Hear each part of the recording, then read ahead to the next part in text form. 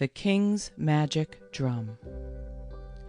Ephraim Duke was an ancient king of Calabar. He was a peaceful man and did not like war. He had a wonderful drum, the property of which, when it was beaten, was always to provide plenty of good food and drink. So whenever any country declared war against him, he used to call all his enemies together and beat his drum. Then, to the surprise of everyone, instead of fighting, the people found tables spread with all sorts of dishes, fish, fufu, palm oil chop, soup, cooked yams, and okros, and plenty of palm wine for everybody. In this way he kept all the country quiet, and sent his enemies away with full stomachs and in a happy and contented frame of mind. There was only one drawback to possessing the drum, and that was, if the owner of the drum walked over any stick on the road or stepped over a fallen tree, all the food would immediately go bad, and 300 Egbo men would appear with sticks and whips and beat the owner of the drum and all the invited guests very severely. Ephraim Duke was a rich man. He had many farms and hundreds of slaves, a large store of kernels on the beach, and many puncheons of palm oil. He also had 50 wives and many children. The wives were all fine women and healthy. They were also good mothers, and all of them had plenty of children, which was good for the king's house. Every few months the king used to issue invitations to all his subjects to come to a big feast. Even the wild animals were invited. The elephants, hippopotami, leopards, bush cows, and antelopes used to come. For in those days there was no trouble, as they were friendly with man, and when they were at the feast they did not kill one another.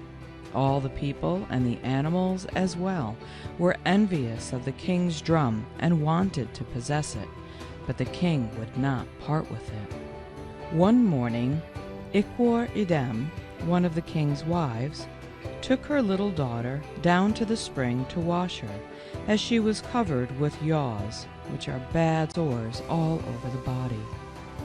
The tortoise happened to be up a palm tree just over the spring, cutting nuts for his midday meal. And while he was cutting, one of the nuts fell to the ground just in front of the child. The little girl, seeing the good food, cried for it, and the mother, not knowing any better, picked up the palm nut and gave it to her daughter. Directly the tortoise saw this, he climbed down the tree and asked the woman where his palm nut was. She replied that she had given it to her child to eat. Then the tortoise, who very much wanted the king's drum, thought he would make plenty palaver over this and force the king to give him the drum. So he said to the mother of the child, "I am a poor man, and I climbed the tree to get food for myself and my family. Then you took my palm nut and gave it to your child.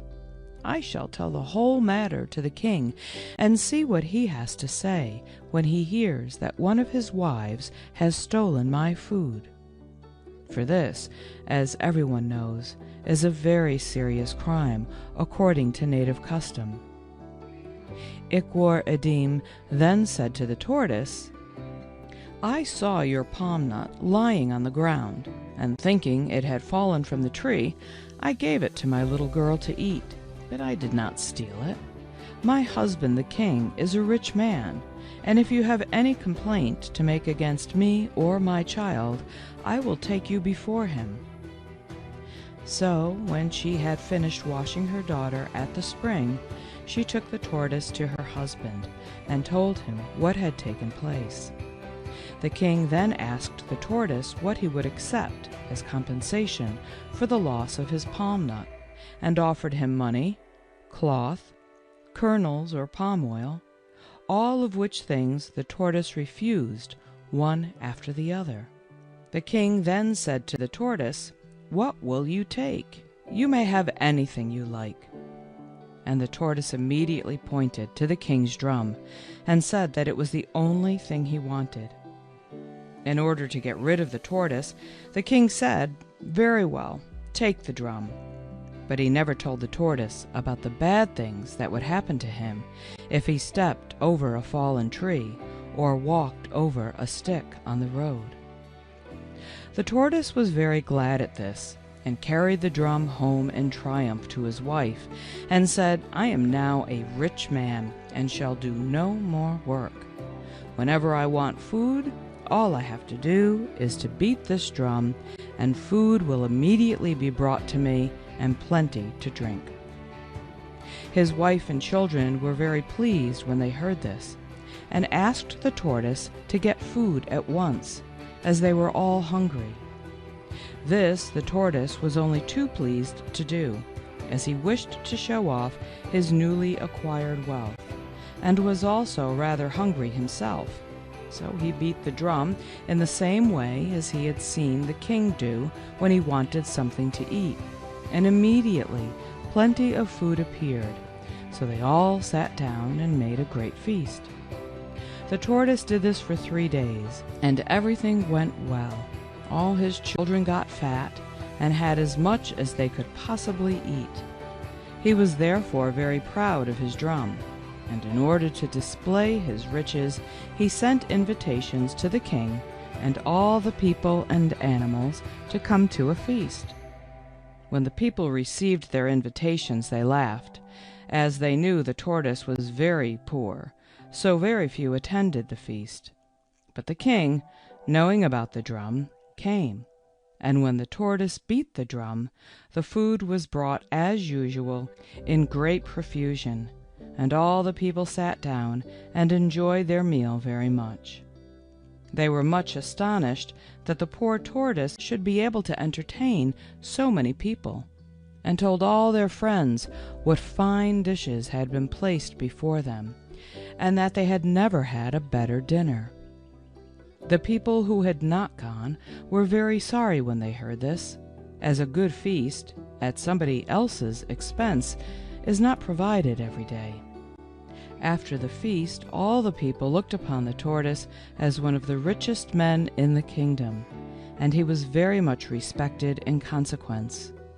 No one, except the king, could understand how the poor tortoise could suddenly entertain so lavishly, but they all made up their minds that if the tortoise ever gave another feast, they would not refuse again. When the tortoise had been in possession of the drum for a few weeks, he became lazy and did no work, but went about the country boasting of his riches and took to drinking too much. One day, after he had been drinking a lot of palm wine at a distant farm, he started home carrying his drum. But having had too much to drink, he did not notice a stick in the path. He walked over the stick, and of course the juju was broken at once. But he did not know this, as nothing happened at the time, and eventually he arrived at his house very tired and still not very well from having drunk too much. He threw the drum into a corner and went to sleep. When he woke up in the morning, the tortoise began to feel hungry, and as his wife and children were calling out for food, he beat the drum. But instead of food being brought, the house was filled with Egbo men who beat the tortoise, his wife and children badly. At this the tortoise was very angry, and said to himself, "I asked everyone to a feast, but only a few came, and they had plenty to eat and drink. Now, when I want food for myself and my family, the Egbos come and beat me. Well, I will let the other people share the same fate, as I do not see why I and my family should be beaten when I have given a feast to all people." He therefore at once sent out invitations to all the men and animals to come to a big dinner the next day at 3 o'clock in the afternoon. When the time arrived, many people came, as they did not wish to lose the chance of a free meal a second time. Even the sick men, the lame, and the blind got their friends to lead them to the feast. When they had all arrived, with the exception of the king and his wives, who sent excuses, the tortoise beat his drum as usual, and then quickly hid himself under a bench where he could not be seen. His wife and children he had sent away before the feast, as he knew what would surely happen. Directly he had beaten the drum, 300 Egbo men appeared with whips, and started flogging all the guests, who could not escape, as the doors had been fastened. The beating went on for 2 hours, and the people were so badly punished that many of them had to be carried home on the backs of their friends. The leopard was the only one who escaped, as directly he saw the Egbo men arrive, he knew that things were likely to be unpleasant, so he gave a big spring and jumped right out of the compound. When the tortoise was satisfied with the beating the people had received, he crept to the door and opened it. The people then ran away, and when the tortoise gave a certain tap on the drum, all the Egbo men vanished. The people who had been beaten were so angry and made so much palaver with the tortoise that he made up his mind to return the drum to the king the next day. So in the morning the tortoise went to the king and brought the drum with him. He told the king that he was not satisfied with the drum and wished to exchange it for something else. He did not mind so much what the king gave him so long as he got full value for the drum, and he was quite willing to accept a certain number of slaves, or a few farms, or their equivalent in cloth or rods. The king, however, refused to do this, but as he was rather sorry for the tortoise, he said he would present him with a magic foo-foo tree, which would provide the tortoise and his family with food, provided he kept a certain condition. This the tortoise gladly consented to do.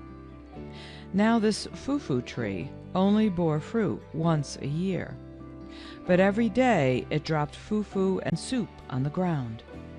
And the condition was that the owner should gather sufficient food for the day once and not return again for more. The tortoise, when he had thanked the king for his generosity, went home to his wife and told her to bring her calabashes to the tree. She did so, and they gathered plenty of foo-foo and soup, quite sufficient for the whole family for that day, and went back to their house very happy. That night they all feasted and enjoyed themselves. But one of the sons, who was very greedy, thought to himself, "I wonder where my father gets all this good food from. I must ask him." So, in the morning, he said to his father, "Tell me, where do you get all this foo-foo and soup from?" But his father refused to tell him, as his wife, who was a cunning woman, said, "If we let our children know the secret of the foo-foo tree, some day when they are hungry, after we have got our daily supply, one of them may go to the tree and gather more, which will break the juju." But the envious son, being determined to get plenty of food for himself, decided to track his father to the place where he obtained the food. This was rather difficult to do, as the tortoise always went out alone, and took the greatest care to prevent anyone following him. The boy, however, soon thought of a plan, and got a calabash with a long neck and a hole in the end. He filled the calabash with wood ashes, which he obtained from the fire, and then got a bag which his father always carried on his back when he went out to get food. In the bottom of the bag the boy then made a small hole and inserted the calabash with the neck downwards, so that when his father walked to the foo-foo tree, he would leave a small trail of wood ashes behind him. Then, when his father, having slung his bag over his back as usual, set out to get the daily supply of food, his greedy son followed the trail of the wood ashes, taking great care to hide himself and not to let his father perceive that he was being followed. At last the tortoise arrived at the tree and placed his calabashes on the ground and collected the food for the day, the boy watching him from a distance. When his father had finished and went home, the boy also returned, and having had a good meal, said nothing to his parents, but went to bed. The next morning he got some of his brothers, and after his father had finished getting the daily supply, they went to the tree and collected much foo-foo and soup, and so broke the juju. At daylight the tortoise went to the tree as usual, but he could not find it, as during the night the whole bush had grown up, and the foo-foo tree was hidden from sight. There was nothing to be seen but a dense mass of prickly tai-tai palm. Then the tortoise at once knew that someone had broken the juju, and had gathered foo-foo from the tree twice in the same day. So he returned very sadly to his house and told his wife. He then called all his family together and told them what had happened, and asked them who had done this evil thing. They all denied having had anything to do with the tree, so the tortoise, in despair, brought all his family to the place where the foo-foo tree had been, but which was now all prickly tai-tai palm, and said, "My dear wife and children, I have done all that I can for you, but you have broken my juju. You must therefore, for the future, live on the tai-tai palm." So they made their home underneath the prickly tree, and from that day you will always find tortoises living under the prickly tai-tai palm, as they have nowhere else to go for food. End of Chapter 4.